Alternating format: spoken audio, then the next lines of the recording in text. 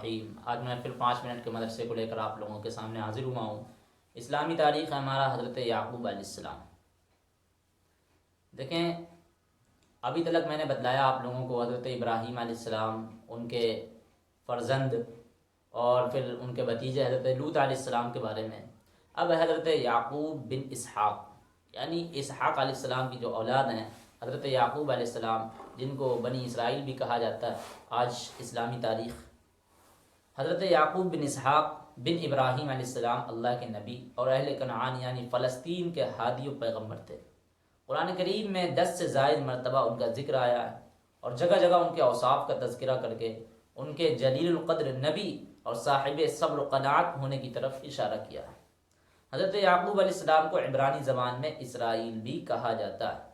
اور حضرت ابراہیم علیہ السلام کی جو نسل آگے چل کر بنی اسرائیل کہلائی وہ انہی کی طرف منسوب ہے۔ انہوں نے 4 شادیاں کی تھیں، اللہ نے ہر ایک سے اولاد عطا فرمائی۔ ان کے 12 بیٹے، ایک بیٹی تھی۔ بنیامین کے علاوہ سارے بیٹے عراق کے شہر پدان ارم میں پیدا ہوئے تھے۔ 130 سال کی عمر میں وہ اپنے محبوب بیٹے حضرت یوسف علیہ السلام کی فرمائش پر اپنے پورے خاندان کے ساتھ مصر چلے گئے۔ وہاں 17 سال قیام رہا اور وہیں 147 سال کی عمر میں وفات پائی۔ حضرت یوسف علیہ السلام نے انہیں فلسطین لا کر حضرت ابراہیم، حضرت اسحاق علیہ السلام کے ساتھ دفن کیا۔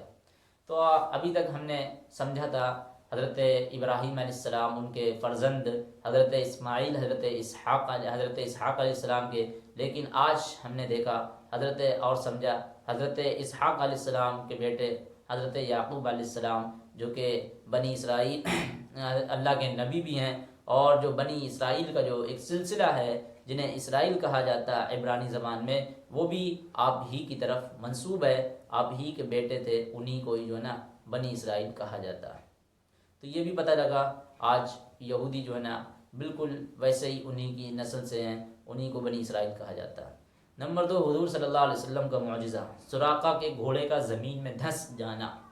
سراقہ نے ہجرت کے وقت رسول اللہ صلی اللہ علیہ وسلم کا پیچھا کیا اور رسول اللہ صلی اللہ علیہ وسلم کے قریب پہنچ گیا۔ رسول اللہ صلی اللہ علیہ وسلم نے بد دعا کی تو اسی وقت اس کا گھوڑا گھٹنوں تک زمین میں دھس گیا۔ پھر اس نے دعا کی درخواست کی اور وعدہ کیا کہ جو بھی آپ صلی اللہ علیہ وسلم کی تلاش میں آئے گا اس کو میں واپس کر دوں گا۔ تو آپ صلی اللہ علیہ وسلم نے دعا کی، چنانچہ گھوڑا زمین سے نکل آیا۔ تو ابھی اس سے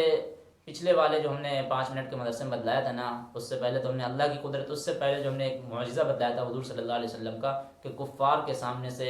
گزر جانا اور ان کو پتہ بھی نہ لگ پانا، مٹی ڈالتے ان کی آنکھوں میں گزر جانا، ان کو نہ پتہ نہ۔ تو وہ ہجرت کا ہی واقعہ تھا۔ ہجرت رسول اللہ صلی اللہ علیہ وسلم ہجرت کر رہے تھے، تو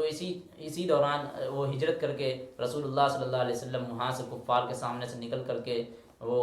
غار ہرا لے گئے تھے۔ حضرت ابو بکر صدیق رضی اللہ عنہ کے ساتھ وہیں پر 2-3 دن قیام فرمایا تھا، یعنی جو راتیں کاٹی تھیں حضرت ابو بکر صدیق رضی اللہ عنہ کے ساتھ ساتھ۔ تو پھر وہاں سے جو مدینہ جانے کی جو ہجرت ہوئی ہے نا، تو اس وقت میں کفار تو پیچھا کر ہی رہے تھے، لگے ہوئے تھے، انہوں نے انعام بھی دے رکھا تھا کہ اتنے ہمیں جو ہے نا اونٹ دیں گے، یا اتنا کچھ انعام انہوں نے دے رکھا تھا محمد صلی اللہ علیہ وسلم کے پکڑنے پر۔ تو آپ صلی اللہ علیہ وسلم جب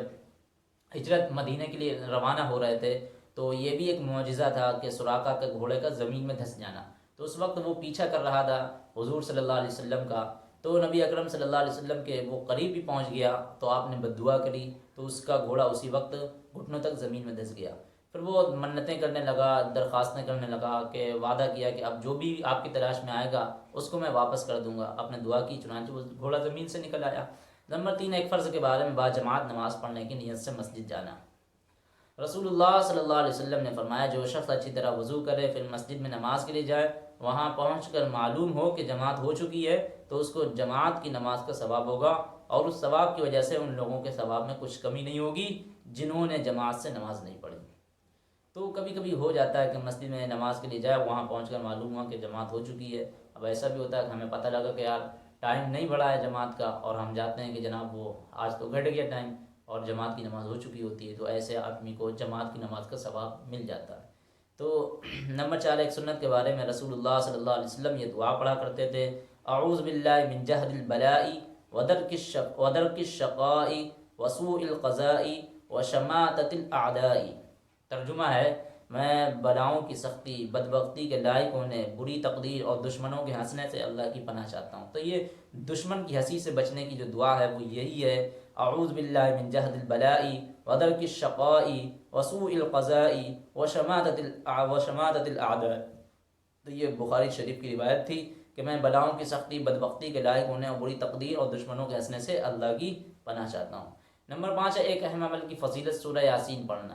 رسول اللہ صلی اللہ علیہ وسلم نے فرمایا ہر ایک چیز کا دل ہوتا ہے،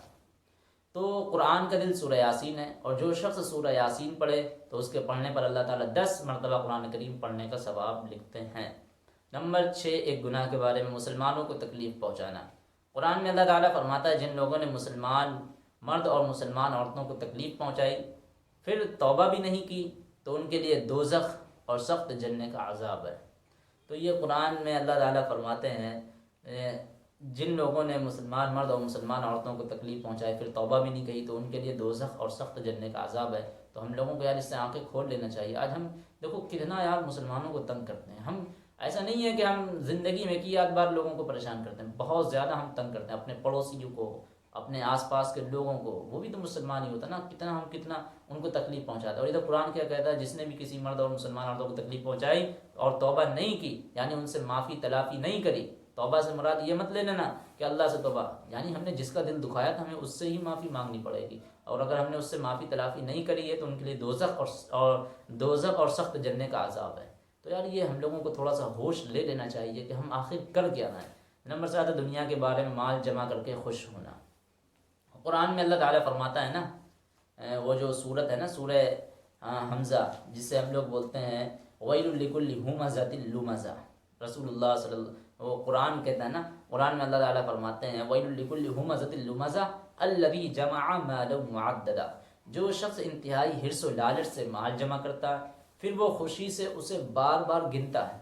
اور یہ سمجھتا ہے یحسب ان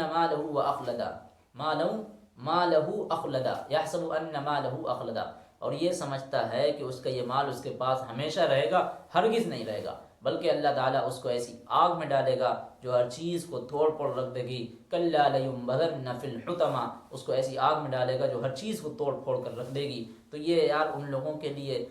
بڑی یار ایسی آیتیں زبردست قرآن کی یار جو بتا رہی پیغام دے رہی ہیں، وہ جو مال جمع کر کے خوش ہوتے ہیں کہ جناب آج تو ہمارے پاس اتنا مال ہے، آج تو ہمارے پاس اتنی پراپرٹی ہے، آج تو ہمارے پاس اتنا بینک ہے، آج ہمارے پاس اتنا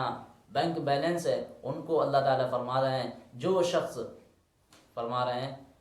ویل لکل ہمزۃ لمزہ الذی جمع مالا معددا، جو شخص انتہائی حرص و لالچ سے مال جمع کرتا ہے پھر وہ خوشی سے اس کو بار بار گنتا ہے، مالہ یحسب ان مالہ اخلدا، اور وہ یہ سمجھتا ہے کہ اس کے پاس یہ ہمیشہ مال رہے گا، ہرگز نہیں، کلا لینبذن فی الحطمہ، بلکہ اللہ اس کو ایسی آگ میں ڈالے گا جو ہر چیز کو توڑ پھوڑ کر رکھ دے گی، راکھ کر رکھ دے گی۔ یار یہ ہم لوگوں کو عبرت لینا چاہیے۔ آج ہم بھی ایسے ہی ہوتا نا کہ جب کبھی ہمارے پاس کڑکڑے نوٹ ہو جاتے ہیں تو ہم بچے چھوٹے تھے نا بچے، تو بار بار اس کو گن کر بچوں کے سامنے دکھا دیتے 1 2 3 4 5 6 7 کڑکڑے نوٹ، تو ویسے ہی بالکل سیم ہے۔ بتا رہے ہیں الذی جمع مالا معددا، جو شخص انتہائی حرص و لالچ سے مال جمع کرتا ہے، یعنی جو مال جمع کرتا ہے پھر وہ خوشی سے اس کو بار بار گنتا ہے، یحسب ان مالہ اخلدا، اور سمجھتا ہے مال اس کے پاس ہمیشہ رہے گا، کلا لینبذن فی الحطمہ، نہیں ہرگز نہیں، بلکہ ہر چیز کو وہ توڑ پھوڑ کر رکھ دے گی۔ نمبر 8 آخرت کے بارے میں جہنم کی وادی۔ رسول اللہ صلی اللہ علیہ وسلم نے فرمایا ویل جہنم ایک گہری وادی ہے، ویل جہنم ایک گہری وادی ہے جس میں کافر کو ڈالا جائے گا تو اس کی تہ تک پہنچنے سے پہلے 40 سال لگ جائیں گے، جس میں کافر کو ڈالا جائے گا تو اس کی تہ تک پہنچنے سے پہلے 40 سال لگ جائیں گے۔ اللہ ہم لوگوں کی حفاظت فرمائے۔ نمبر 9 قرآن سے علاج، شہد کے فوائد۔ قرآن میں اللہ تعالیٰ فرماتا ہے نا یخرج من بطونها شراب مختلف الوانہ فیہ شفاء للناس، سورہ نخل ہے نا، ترجمہ ان مکھیوں کے پیٹ سے پینے کی چیز نکلتی ہے جس کے رنگ مختلف ہوتے ہیں، اس میں لوگوں کے لیے شفا ہے۔ خلاصہ شہد ایک ایسی قدرتی نعمت ہے جو مکمل دوا اور بھرپور غذا بھی ہے، اور جو ہر شخص ہر عمر والے کے لیے بے حد مفید ہے، خصوصیت سے صبح نہار منہ اس کا استعمال بڑی بڑی بیماریوں سے حفاظت کا ذریعہ ہے۔ تو نمبر 10 ہے نبی صلی اللہ علیہ وسلم کی نصیحت۔ رسول اللہ صلی اللہ علیہ وسلم نے فرمایا اس شخص کی طرح نماز پڑھو جو سب سے رخصت ہونے والا ہو، یعنی اس شخص کی طرح ہم کو نماز پڑھنا چاہیے۔ نماز ہمیں ایسے پڑھنا چاہیے جیسے ہم رخصت ہونے والے ہیں، اس دنیا سے جانے والے ہیں، اور اس طرح نماز پڑھو گویا تم اللہ کو دیکھ رہے ہو۔ اگر یہ حالت پیدا نہیں ہو سکی ہے تو کم از کم یہ کیفیت ضرور ہو کہ اللہ تمہیں دیکھ رہا ہے، اور اگر یہ بھی نہیں ہے تو یہ سمجھو کہ ہمیں جو ہے نا اس مٹی میں، اس زمین کے اندر جانا ہے۔ یعنی یہ حدیث نہیں ہے بلکہ یہ سمجھنا ہے رسول اللہ صلی اللہ علیہ وسلم نے کیا فرمایا، نماز اس شخص کی طرح پڑھو جیسے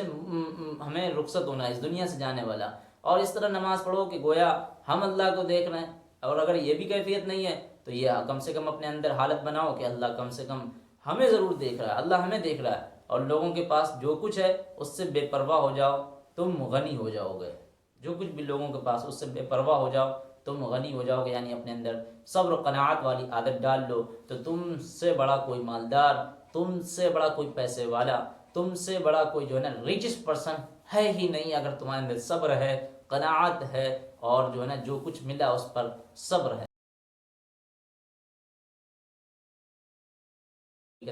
کہنے سننے سے زیادہ عمل کرنے کی